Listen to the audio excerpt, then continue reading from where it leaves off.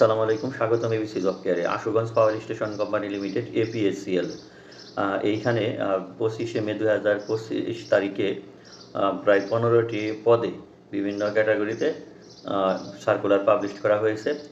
এটি কোম্পানির গ্রেড 1 থেকে শুরু করে 3 গ্রেড পর্যন্ত আর কি। Ashuganj power station company limited বাংলাদেশের অন্যতম বৃহৎ বিদ্যুৎ উৎপাদনকারী প্রতিষ্ঠান। উক্ত প্রতিষ্ঠানে নিম্নোক্ত পদসমূহ নিয়োগের লক্ষ্যে বাংলাদেশের প্রকৃত নাগরিকদের নিকট হতে শর্ত সাপেক্ষে অনলাইনে আবেদন আহ্বান করা হয়েছে। প্রথমে হলো পদের নাম সার্ভেয়ার, মূল বেতন 20,000, এর সাথে অন্যান্য বিভিন্ন সুবিধা দিয়ে আছে, পরে আমরা সেটা ডিসক্রাইব করব। পদের সংখ্যা 1টি, শিক্ষাগত যোগ্যতা কারিগরি বোর্ড হতে কোনো শিক্ষিত সার্ভে ইনস্টিটিউট হতে 4 বছর মেয়াদী ডিপ্লোমা ইন ইঞ্জিনিয়ারিং অবশ্যই সনদ থাকা লাগবে। আর অভিজ্ঞতা সংশ্লিষ্ট কাজে ন্যূনতম 3 বছরের অভিজ্ঞতা প্রয়োজন, বয়স 21 থেকে 35 বছর। 2 নম্বরে আছে জুনিয়র ফরক্লিফট অপারেটর, এটি মূল বেতন 20,000 টাকা, পদের সংখ্যা 1টি। এসএসসি এবং ভোকেশনাল দাখিল বিজ্ঞান অথবা এসএসসি দাখিল ভোকেশনাল থাকতে হবে। এখানে 2 বছরের অভিজ্ঞতা চেয়েছে। শিক্ষাগত যোগ্যতাগুলো আপনারা একটু দেখে নেবেন, জাস্ট আমি ইনফর্ম করে যাচ্ছি আপনাদের। জুনিয়র টেকনিশিয়ান গ্রেড 2, মূল বেতন 17,000 টাকা, পদের সংখ্যা 15টি। এখানে শিক্ষাগত যোগ্যতা এসএসসি বা দাখিল বিজ্ঞান অথবা সংশ্লিষ্ট বিষয়ে এসএসসি দাখিল ভোকেশনাল থাকলেই হবে, এখানে কোনো অভিজ্ঞতার প্রয়োজন নেই।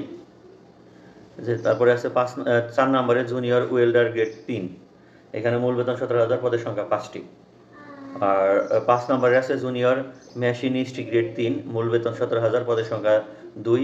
জুনিয়র টার্ন গ্রেড 2, মূল বেতন 17,000, পদের সংখ্যা 2টি। জুনিয়র মেকানিক্যাল গ্রেড 2, মূল বেতন 17,000, পদের সংখ্যা 2টি। জুনিয়র এসি মেকানিক গ্রেড 2, মূল বেতন 17,000, পদের সংখ্যা 2। সেগুলো শিক্ষাগত যোগ্যতা মোটামুটি সেমই, একটু ওই কাজের পোস্টের ধরন অনুসারে একটু শিক্ষাগত যোগ্যতার ভিন্নতা আছে। যেমন এসি মেকানিকে আপনার এসএসসি বা দাখিল বিজ্ঞান অথবা রেফ্রিজারেশন অ্যান্ড এয়ার কন্ডিশনিং বিষয়ে এসএসসি দাখিল ভোকেশনাল থাকতে হবে, বয়স 18 থেকে 32 বছর।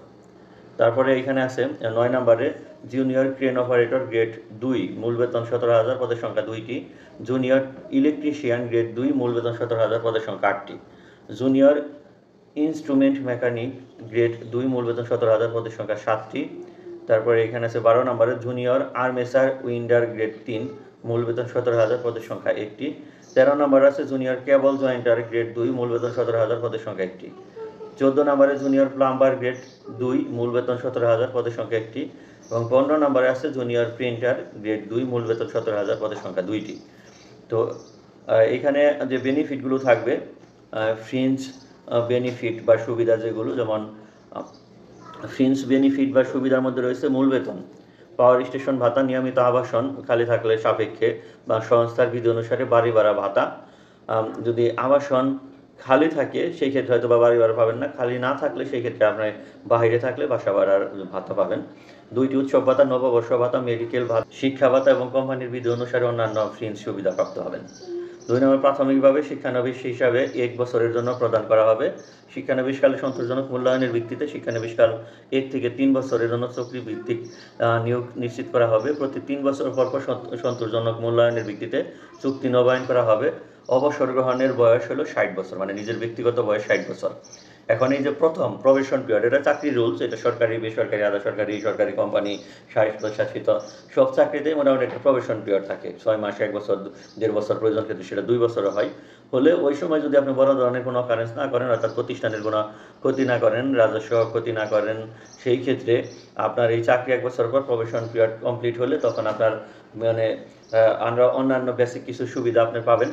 এবং সেইখান থেকে পরবর্তীতে 3 বছরের জন্য পাবলিক লিমিটেড কোম্পানিগুলো এরকমই জেনারেশন, ট্রান্সমিশন, ডিস্ট্রিবিউশন যেগুলোই বলেন, যে এই কোম্পানিগুলোর যে 3 বছরের জন্য চুক্তিভিত্তিক নিয়োগ দেওয়া হয়, এটা যায় না, ব্যক্তিগত বয়সে আপনি 60 বছর বন্ধ করতে পারেন।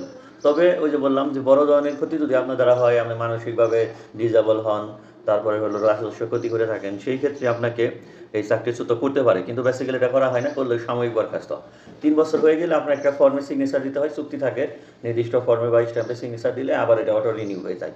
এইভাবে আপনার ব্যক্তিগত বয়স 60 বছর পর্যন্ত চাকরি করতে পারবেন। শর্তাবলী, বয়স সীমা 30 এপ্রিল 2025 তারিখ প্রার্থীর বয়স সীমা গণ্য হবে, 32 বছর পর্যন্ত। শিক্ষাগত যোগ্যতা সংশ্লিষ্ট পরীক্ষায় ন্যূনতম 2য় বিভাগ বা সিপিজিপিএ 4 স্কেলে ন্যূনতম 2.5 এবং সিজিপিএ 5 স্কেলে ন্যূনতম 3 থাকতে হবে। নিয়োগ বিজ্ঞপ্তিতে প্রার্থীগণ পরীক্ষার ফি বাবদ 1 নং থেকে 2 নং পদের ক্ষেত্রে 112 টাকা, 3 নং থেকে 15-র ক্ষেত্রে 56 টাকা। তবে অনগ্রসর নাগরিক, ক্ষুদ্র নৃগোষ্ঠী, শারীরিক প্রতিবন্ধী, তৃতীয় লিঙ্গের প্রার্থীদের ক্ষেত্রে উল্লেখিত সকল পদের ক্ষেত্রে 56 টাকা টেলিটক প্রিপেইড মোবাইল মারফত SMS-এর মাধ্যমে প্রেরণ করতে হবে।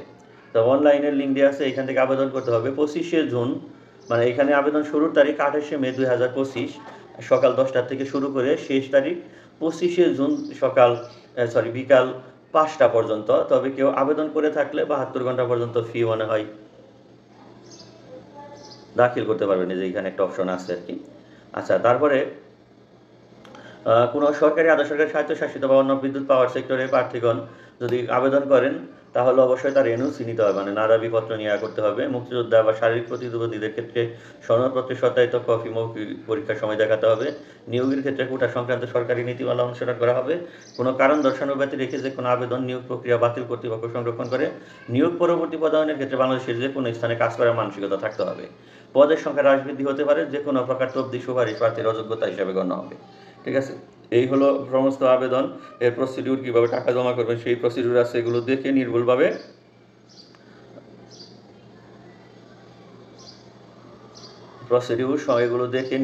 আবেদন করুন। আপনার আবেদন নির্ভুল হোক। সবার জন্য শুভকামনা। এই রিলেটেড বিভিন্ন তথ্য পেতে আমাদের সঙ্গেই থাকুন। আল্লাহ হাফেজ।